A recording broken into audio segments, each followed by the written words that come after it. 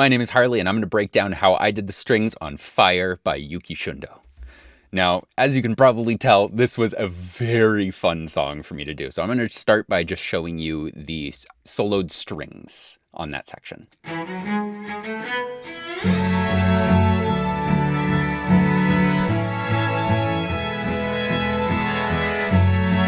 Okay, so there's a lot going on. I'm just going to dive right in and start breaking down exactly what I did here. Right here, this riff that I actually got, Yuki played this on piano and sent it to me when we were starting the process, and I just copied it straight in because it sounded so good.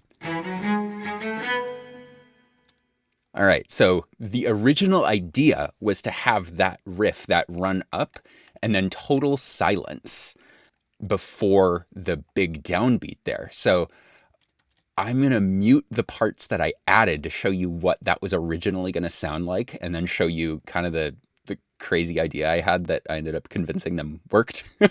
And you can tell me what you think. But here's originally what we were going for.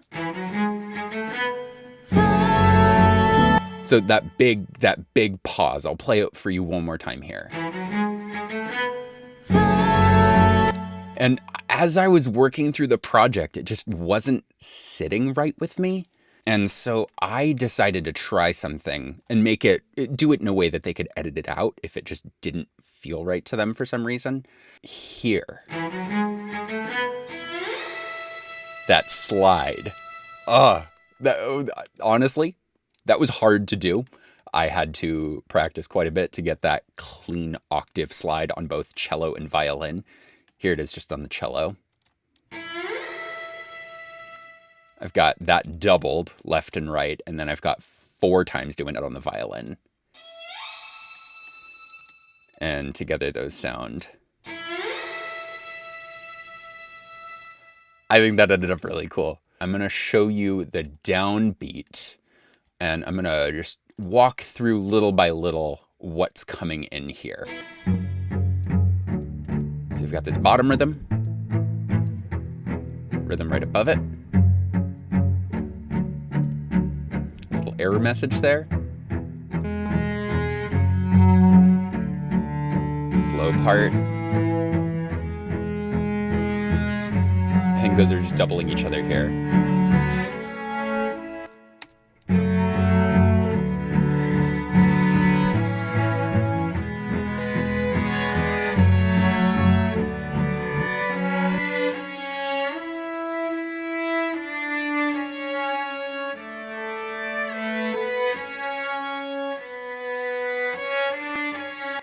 Man, I kind of forgot about this. So there's these 2 counter melodies that are moving parallel and splitting apart at different times. They overlap a lot. Like here. They're just working in octaves. They have moments of harmonizing. Honestly, it's weird for me listening back to this. I made some decisions that are kind of surprising. I love how that came together though. So the whole cello section on that ending, plus this top part, just that shimmer. Sounds like that. And I'm going to show you the violins there. Because the violins here, this is what really pushed me. I was out for a run. Or walk. Why am I trying to sound more impressive here? It was a casual walk in the park, and I ended up running home because I had this idea. I had never played this before. I believe it's the 3rd down here. Yeah. So this is a technique, I believe, that's called barilage. I don't know if I'm pronouncing that right. But it has this rhythmic element to it, and this is just like, so moving the bow across the strings. I had never done that before, so I didn't know how to play that on the violin, and I had the thought come to me while walking in the park, and I ran home and I practiced until I could figure it out and recorded that. So I had these violins in there. And it just didn't have quite enough movement. Even with these cellos, these moving lines here. It's very steady, but I knew I wanted this rhythm.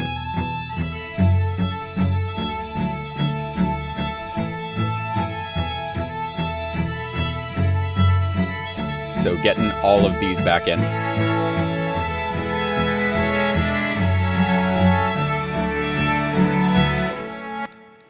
So now you know kind of what's happening at that point. And now that you know that, I'm going to show you that master one more time right there.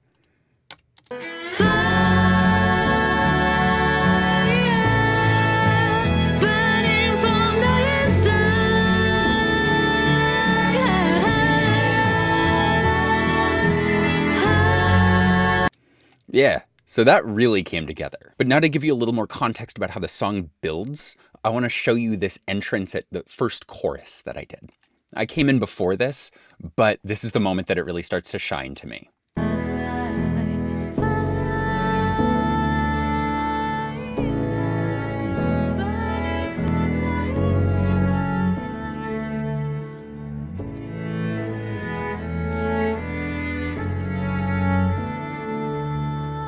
That spot right there, just that movement.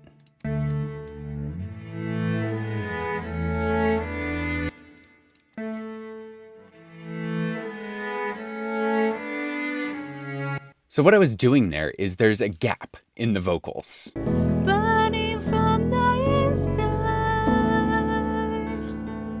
And this pregnant pause. I knew I wanted to put something in there, but it was early enough in the song that I didn't want it to be flashy. I didn't want it to be big or take up space. And so I just had the lines that were already there start moving more to give motion to this gap in the lyrics. And I always, when I'm making an arrangement, I always look for moments like that I can accentuate something and drive it forward. Burning from the inside.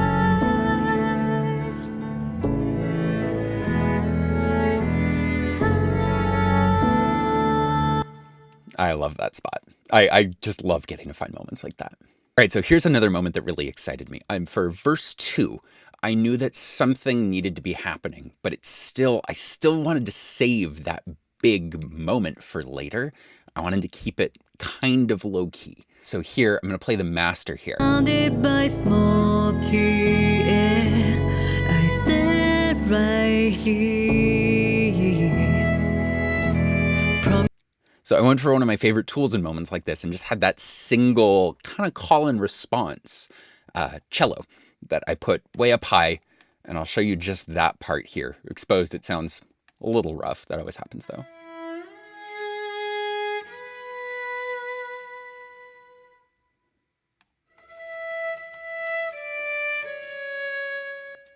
All right, and in context with the rest of the strings there, you'll see that there's really not much happening.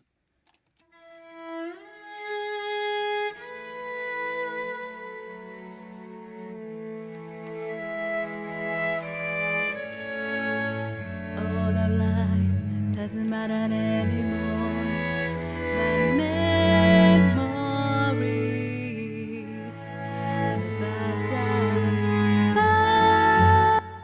So basically, I wanted to get tension and release moving through there. So you'll notice if I remove that lead line,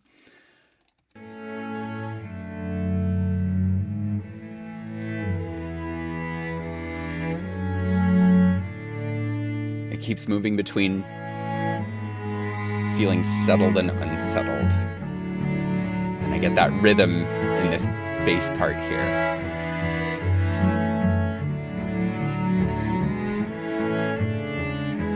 Start feeling the final shape coming into play.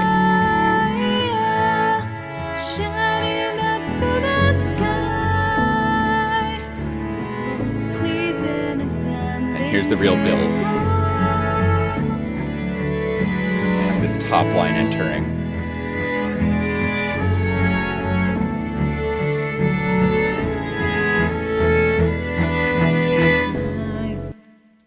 Yeah. Yeah. All right, so now that we've gotten through that big instrumental build, what happens in the final song there is that dropout. And actually, you'll hear my cellos going there at the bottom. And if you look, there's nothing there. So the mixing engineer, Jerome Renard, and Yuki's partner, he had the brilliant idea that I kind of wish I had thought of basically copying out these cellos through this section. So I thought that was really clever that he ended up doing that. But it wasn't a choice that I made because I didn't want to step on toes here. There's this beautiful gap in the production that I got.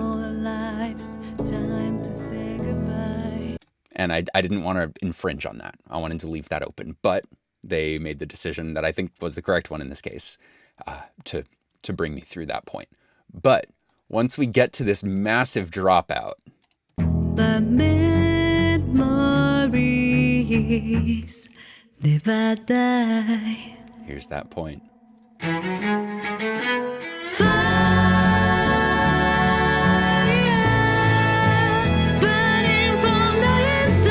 And you know what? I just can't get enough of this song. I think Yuki did such a fantastic job writing this. I think Jerome did such a fantastic job of mixing this and doing post-processing work on all of this stuff. He's just incredible.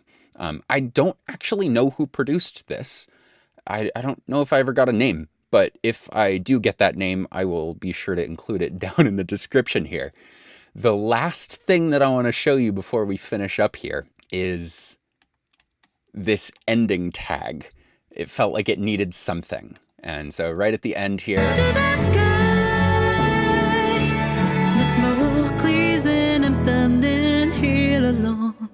so there's some strings going on in the background there, and they are not super apparent in the finished mix, but I want to show you what's going on right there.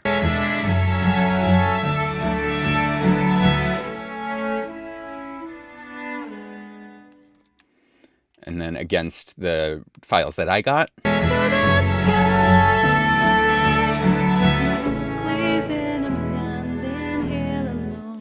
And one more time, the ending of Fire by Yuki Shundo.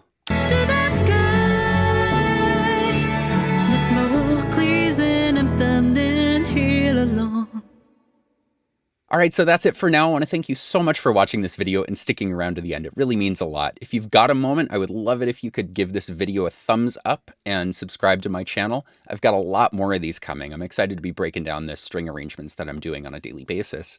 I feel so unbelievably fortunate that this is what I get to do for a living. It's kind of a dream come true. If you're interested in having strings on your next song, I would love to talk to you. You can go to my website, harleyeblin.com. Link is in the description as well. Take care, and I'll see you next time.